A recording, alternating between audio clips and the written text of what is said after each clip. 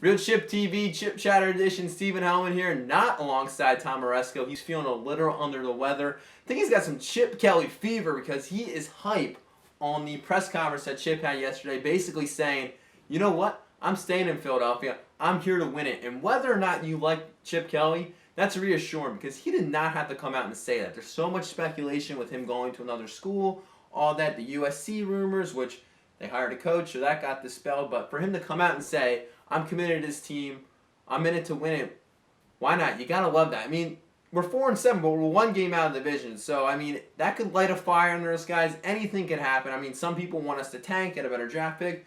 Some people are still like, hey, let's go for it. We're one game out. It doesn't matter. You know, Jason Peters said, I don't care. If we were 11-0 and the Redskins were 11-0 and we were 10-1, we'd still be one game back. So, I mean, hey, anything can happen. But let's dive into these questions. So we got some good questions from you guys about what the state of the Eagles are, what they're going to do with the draft, what's going on with Chip. So, first question, Chris CHS Doppler-Mayer. He asks, if we keep losing, we get a top 10 draft pick, who are we taking? I think if we're in the top 10, I mean, you can either go two ways with this. You can go the quarterback route, or you go with a tackle, you know, to shore up your O-line. I think the Eagles are going to have to go with a mobile quarterback. I think that's the one thing that Chip hasn't tried yet at quarterback. I think he needs to go with a mobile guy, not only to try it, I think that will be the best fit, but to also keep his job. Because if they're speculating, oh, he's going to leave, you know, nothing's worked out for him. The only route he has not tried yet is a mobile quarterback. So this could be like his last chance to be like, oh yeah, I'm going to do a mobile quarterback, and hopefully that works out, because I do believe with this offense, if you get someone mobile, you can run it most efficiently. Not saying that Bradford can't run it well. There's times when he has, but I think that they can work on this. But if you were to get a quarterback, I think you got to go. Paxton Lynch is probably going to get taken first overall. Not first overall, but first quarterback they're projecting. Jared Goff from California, he's looking really good. So, I mean, those two guys I would dream of because they're both kind of big body, but are also mobile, and I think that's something we need. Someone like a Donovan McNabb, Cam Newton. They can move a little bit, but they can also sling the rock around. So hopefully they can do something like that.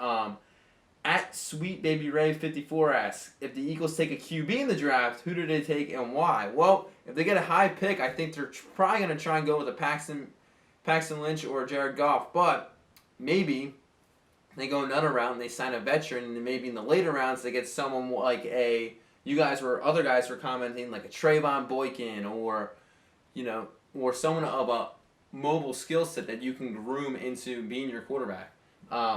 Next question, _dope. Will Chip Kelly stay in Philadelphia? I mean, you heard what he said. I think he's going to, and I think he's in for the long haul. And I know that Jeffrey Lurie liked hearing that because we never know with Chip. These press conferences that he gives are so convoluted, and he's kind of just always giving us the same answers for different questions and stuff. So for him to come and say that is huge, and I'm sure that Jeffrey Lurie loved that. And he didn't need to come out and say that. I mean, that's just such a big issue here. He didn't need to have that press conference to say, guys, I'm staying. He didn't need to address his team and be like, guys, I'm staying. Now, I don't know. I think this is Chip's trying to do a rallying cry, but I also believe what he's saying, that he is going to stay here.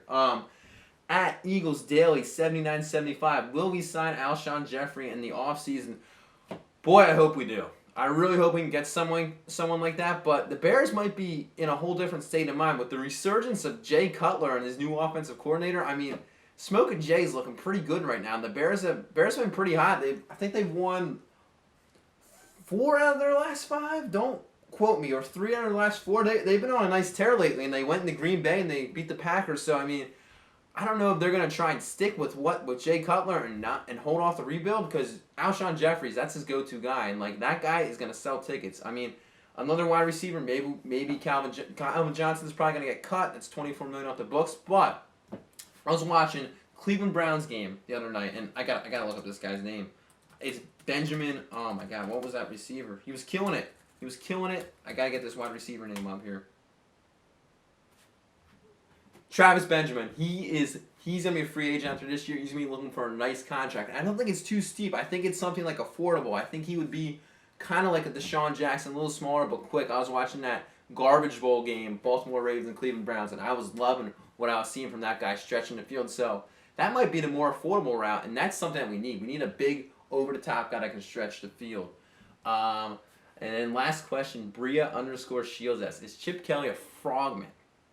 I had the Urban Dictionary frogman, but so if you're not as hip as with me, as at the Times, the Urban Dictionary, that is someone who claims himself king, basically a self-righteous person, and you know what? Chip's pompous. I'll give you that. Chip is very pompous, and he does, I think he's very set in his ways, and I think that's what people don't like about him. He believes in what he's trying to accomplish, and I think he has a grand vision that's not popular or favorable with the fans. So he's going to do what he wants to do, and he has when you're the GM and the coach, you can do things like that, but he's going to set the standard. He's going to go against the trend. He's going to do things his way because he believes in the system. He believes what he's trying to do. So, yeah, I can see the argument for a frogman. I just think, he's 52. He's a stubborn old man. He's set in his ways. He's going to do what he wants to do. And, a lot of you guys are talking about, possible free agent signings.